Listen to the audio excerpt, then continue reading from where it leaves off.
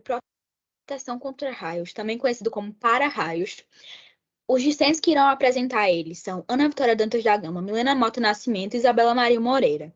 O componente curricular é de Física, ofertado pelo professor Alexandre, na Universidade do Estado da Bahia, UNEB. Então, o que são os para-raios? Para-raios são hastes metálicas pontiagudas, feitas de cobre, alumínio ou aço, e que normalmente são posicionadas em lugares elevados, com o intuito de evitar os possíveis danos causados por raios.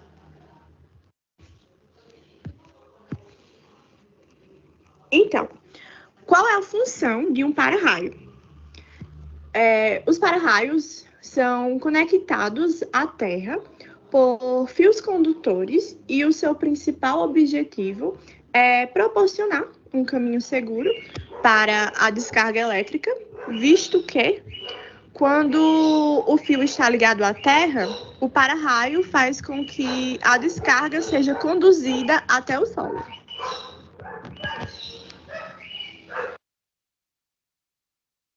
Então, os raios são formados a partir da eletrização de nuvens muito altas que pairam a cerca de 4 quilômetros do solo e chegam a possuir 12 quilômetros de espessura. O movimento intenso de massas de ar no interior das nuvens gera atrito entre moléculas de água e gelo, causando a eletrização da nuvem, que terá as descargas elétricas separadas, de modo que a sua base e o topo possuirão cargas elétricas de sinais opostos.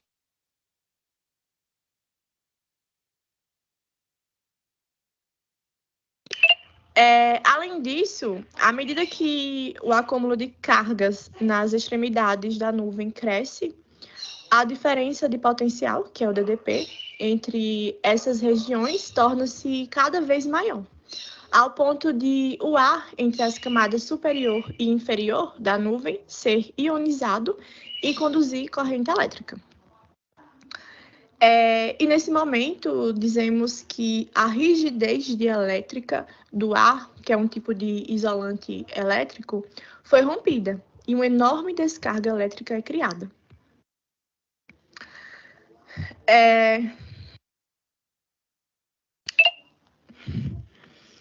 A descarga elétrica criada, ela pode viajar entre a nuvem e a Terra, e, nesse caso, qualquer corpo em destaque no solo, como morros, pessoas de pé, árvores, prédios, antenas, pode ser utilizado como ponto de contato.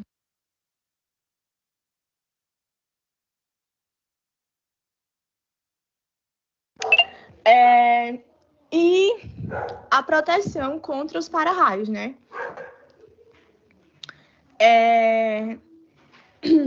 Então, como eu falei anteriormente, os para-raios eles são usados para direcionar as descargas elétricas atmosféricas para o solo e, dessa forma, evitando que a descarga elétrica possa chegar até o solo sem entrar em contato com a edificação e com as pessoas que se encontram em seu interior.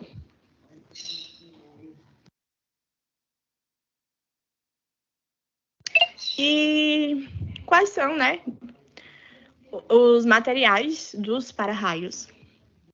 Então, devido à enorme corrente elétrica transportada pelas descargas atmosféricas, os para-raios eles devem ser feitos de cobre e alumínio, visto que esses metais, são condutores de baixa resistência elétrica.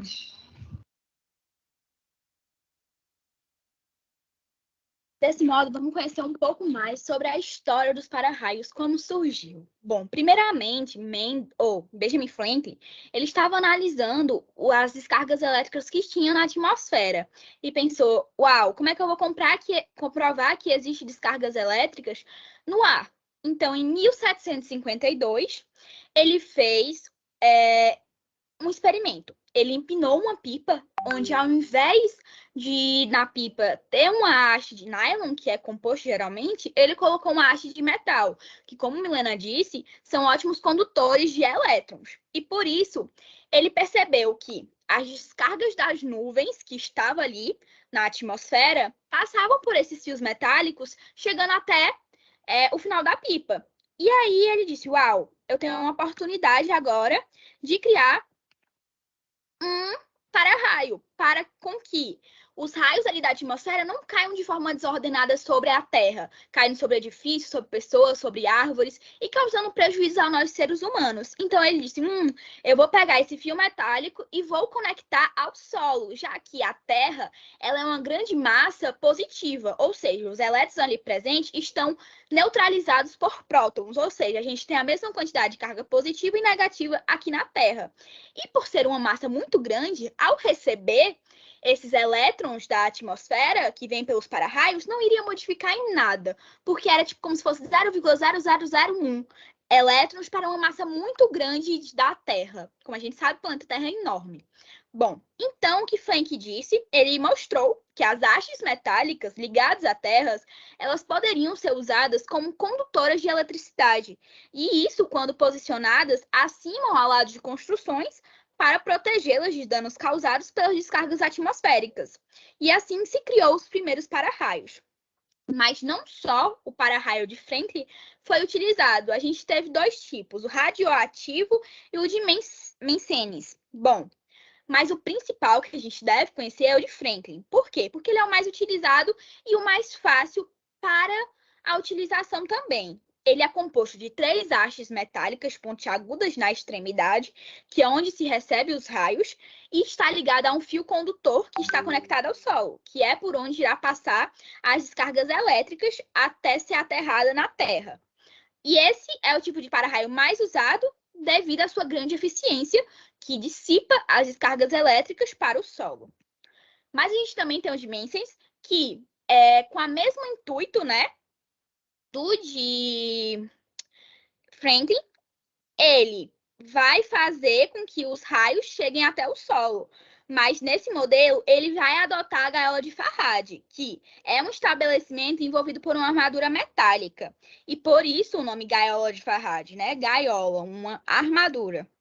E ela é instalada no telhado com uma malha de fios metálicos com hastes de cerca de 50 centímetros.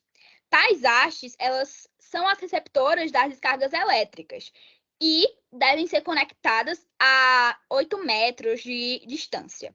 Bom, a gaiola de Faraday, ela foi um experimento conduzido por Michael Faraday, que, para demonstrar que uma superfície condutora eletrizada possui um campo nulo em seu interior, dado que as cargas se distribuem de forma homogênea na parte mais externa da superfície condutora. E até por isso mesmo, ele conseguiu, Faraday, comprovar e formar um gerador, que é também conhecido como Van Faraday. Bom, aqui a gente tem um exemplo, que é do condutor de Mencel, que utilizou essa gaiola de Faraday para dissipar os raios ali presentes na atmosfera para o solo. Ele, como Mendel, ele também utilizou uma ponte ponta-aguda, mas Mendel a gente tinha 3 hastes, né? Ou de Mendel não, de Franklin a gente tinha 3 hastes, já que a gente só tem uma. E aí a gente entra nos para-raios radioativos. Os para-raios radioativos, eles são distinguidos dos outros, né? Porque seus captadores, eles costumam ser discos que são sobrepostos. A gente vai ver aqui, ó, esses discos sobrepostos, que é o radioativo. Bom, e não é como os tradicionais que a gente viu ali, que tem as hastes pontiagudas.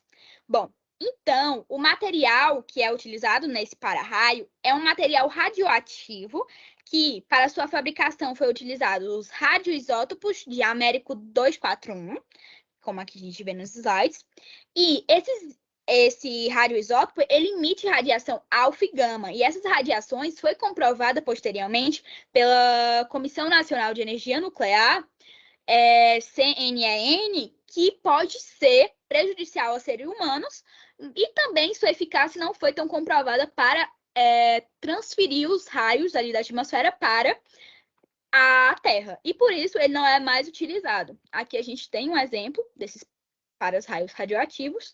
E agora a gente vai entender como se instala, principalmente, os para-raios de Menzel e os de Franklin com Isabella.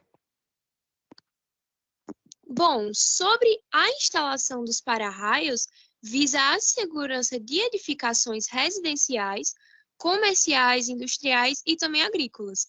No Brasil, existe uma norma que define o dimensionamento e as regras para a instalação dos para-raios, que é nomeada de NBR 5419.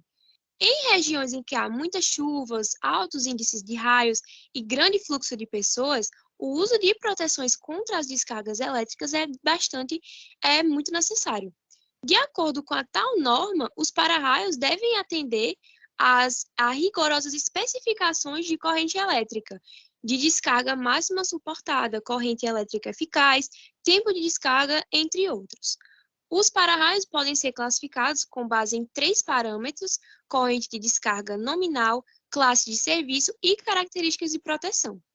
Pode passar.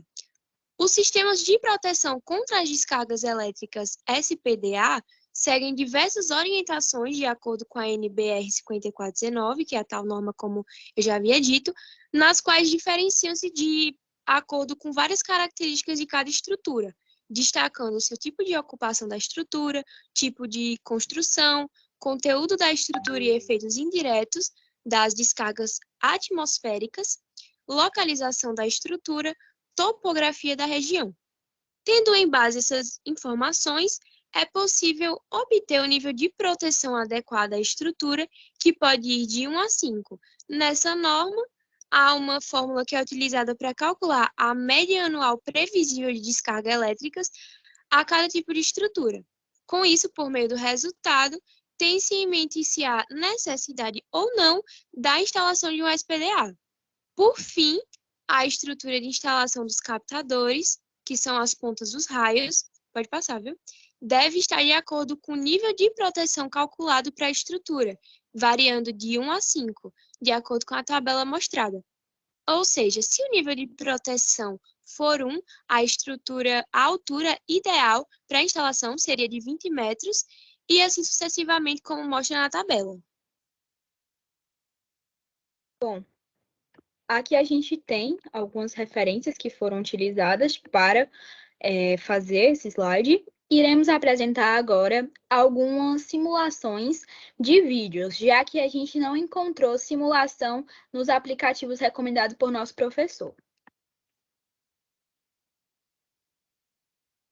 Enquanto pesquisava os raios ascendentes, a equipe de cientistas brasileiros conseguiu um registro inédito, também com a ajuda da supercâmera lenta. Na cena, raios normais caem das nuvens, mas antes de chegarem ao solo, outros 2 saem de para-raios que estão em cima dos prédios e vão em direção a eles. São os chamados raios conectantes. Ao se encontrarem com os raios descendentes, tudo vira um disco de luz no céu até desaparecer.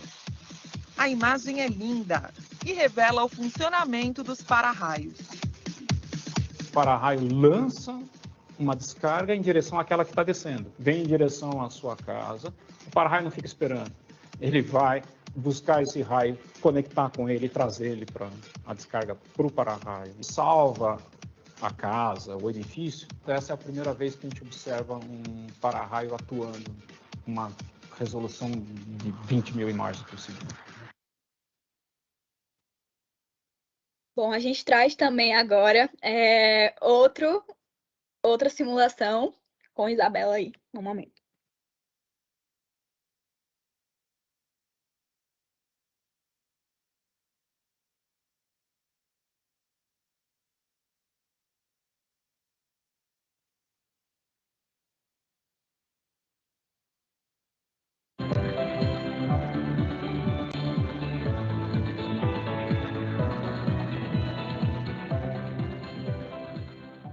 Para-raios. Os para-raios são hastes de metal com o objetivo de atrair raios de forma segura, protegendo ambientes públicos e edificações. O para-raios é dividido em 3 partes. O captor fica no alto do mastro e é composto por um conjunto de hastes pontiagudas. Essas hastes facilitam a captação do raio por concentrarem uma grande quantidade de cargas em suas extremidades, fenômeno denominado poder das pontas. Na outra extremidade do mastro é conectado o cabo de descida, que é isolado da edificação por espaçadores.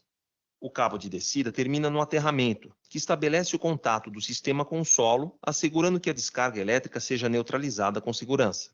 O para-raios gera uma zona de proteção abaixo dele, determinada por um cone, em que o captor fica no vértice, e o ângulo formado entre a geratriz e o eixo vertical do cone é de 60 graus. Foi isso, galera. Obrigada pela presença. Até a próxima.